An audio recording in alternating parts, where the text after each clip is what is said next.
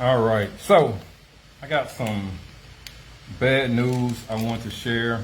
I've been bouncing around from place to place, from country to country for the last 5 years, and I thought that Ecuador was going to be home, but fortunately it didn't work out that way, and I have to leave.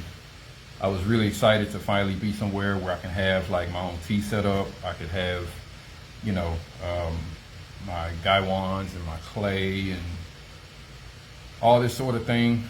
And it was nice. I had a good 7-month run, but now I am back on the road. And so I have to figure out what I'm gonna bring with me and what I'm not gonna bring with me. When I travel, I only travel with the backpack. So, like right now, I got like all my luggage and everything with my tea and my clay and everything in it. But going forward, at least for the next, I don't know, 4 or 5 months, 6 months, 7 months maybe, I'm gonna be living out of a backpack again. And so that means I definitely can't bring my clay. I've kind of already ruled that out. I've been really thinking about it. I'm not gonna bring any clay. My glass gaiwan, not gonna bring that. My nice little teacup, not gonna bring that. And more importantly, I have to figure out which teas I'm gonna bring. The funny thing is that for the last 5 years, I've been running around with, I don't know, seems like 5 or 6 different tea types, if not more, because I've always had an oolong, I've always had a white tea, I've always had pu'er, and so, but for some reason, this time feels different. I feel like I can't bring all of that with me. So I still don't know exactly what I'm gonna do. I still have some South American herbs that I'm probably not gonna bring with me. I think maybe I bring one of the pu'ers and then I get the white teas, since they have like the shortest shelf life, I guess. I don't know. The other thing that I just thought about just now is that because I'll be back in the States, I get to order some samples. And so that's something that I've wanted to do for a while. Like some border teas, like some Vietnam stuff. I want to try some of those. Curious to try some young Shangs. So, you know, it's kind of sad, but I'm also excited too, you know. So I have about 5 days left here in Ecuador. And so that means I have 5 days left to enjoy whatever teas my heart desires. But I have everything packed away. So I don't know if I want to unpack, but I don't know. I think I will and enjoy some stuff. Oh, that's good. This is the 2023 Benifuki from UNYTEA. I really like this one. I have another white tea from them that I'm aging actually, and so that one's definitely going to go into storage.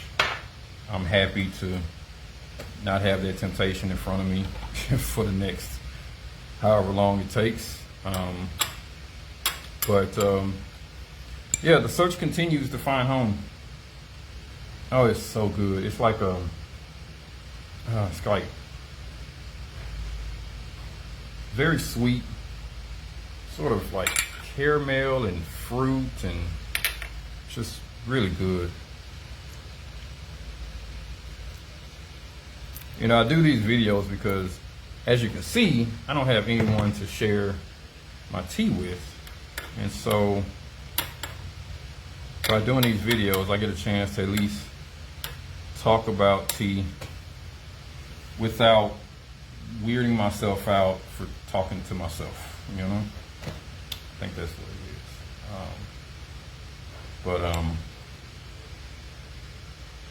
Yeah, there was something else I was thinking too. Oh, yeah, the other reason why I make these videos is because I get a chance to go back and read my notes on these teas, and so I know that this Benifuki tastes way better with low temperature. So I got this thing right at about 135 Fahrenheit, 55 Celsius, and the steep time does not matter. The last time I reviewed this tea, I think I let it steep for like a minute or two, and there wasn't much change. So I'm not going to concern myself so much with steep time, but I do want to give this first infusion enough time to really get good and strong. This is the end of the bag too, and so there are definitely some crumbs, but not too concerned.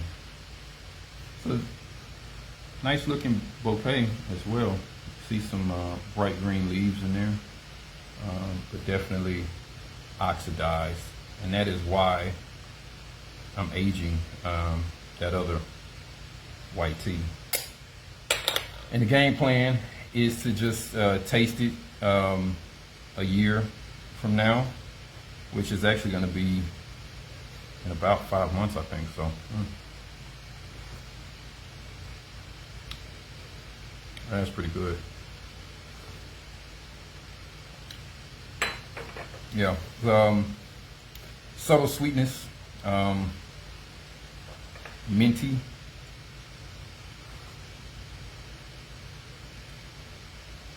Definitely a white tea freshness and greenness,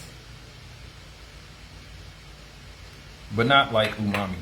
It's just like fresh green, and not fresh green grass like pu'er either. But it is for sure. It's like fresh green white tea. I really like it. So yeah, that's it. Today is a decent day to drink some tea. So definitely gonna hang out, do some work. I'm actually in the process of selling all my stuff because I bought furniture and things like this, you know, when I got here, thinking that, you know, I was gonna be here for ever. And so yeah, so luckily, I've already been able to sell some stuff, and then I have some people coming today that'll hopefully take the rest of it. So like I said, I mean, it sucks, but I'm blessed, I'm happy, and I am certain that once I kind of get away from here and start doing some new things, that, you know, I feel a lot better about the situation. First stop is Hawaii, and then New Orleans, and then I don't know. So we'll see. I'm actually thinking about going back to Jalapa, Mexico for a little while. I don't know. I really love that place. And I think I'm going to have some downtime anyway, because if I want to try to get a new visa to come back here, I have to get new fingerprints and all this kind of stuff, and that's going to take a little while to come in. So I don't know. We'll see. But yeah, I don't know. You know, the other thing that I used to run around with in my backpack was honeycomb, honey from Hawaii. I went everywhere with it because I used it for my white tea, my white Darjeeling tea. And all of a sudden, I'm just like, how does that fit? Like, I don't think, I don't see how that's going to fit in the same backpack. Even though I know it fit before, it's like I don't see how that happens. So, so maybe not bring the white tea, so that I don't have to bring the honey. Because I just have this thing where I'm just like, if I'm going to put honey in my white tea, it must be fresh, raw honeycomb. I can't just go to the store and buy honey, you know? So, yeah, I don't know. A pu'er, a Darjeeling black,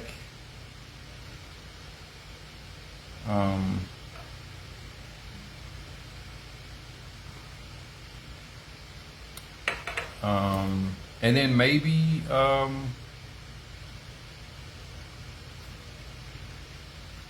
don't know, maybe an oolong. Maybe an oolong. And then, so let's think. So pu'er, Darjeeling black. I would love to bring the Darjeeling autumn, because that really gets me my coffee vibe when I want coffee and I don't have good coffee. I'm a bit of a coffee snob too. I won't just drink any coffee, you know. So yeah, I don't know.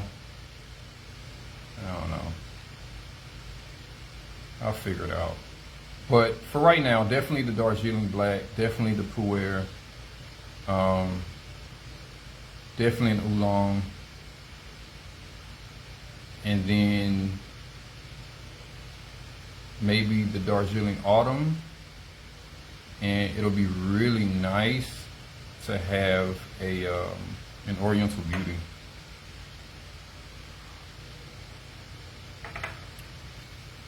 You know, that'll be like my black tea. And that covers everything. Oh, and my ripe. Because the ripe is like not even this wide. It's like maybe right there. And it's really flat. So yeah, I can pack that pretty easy. So the ripe as well. Yeah. And that's it. And so that is a lot when you think. That's like 5 or 6 feet. So that's obviously that's how I did it before. But so yeah. And then samples. I'll try some samples. So anyway, that's it. Appreciate you hanging out with me, sincerely. And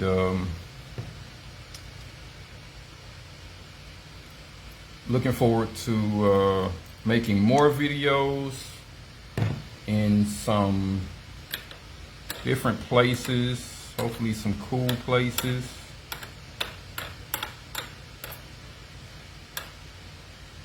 And yeah, I think I'll just buy a glass teapot once I get to Honolulu, and I'll just use that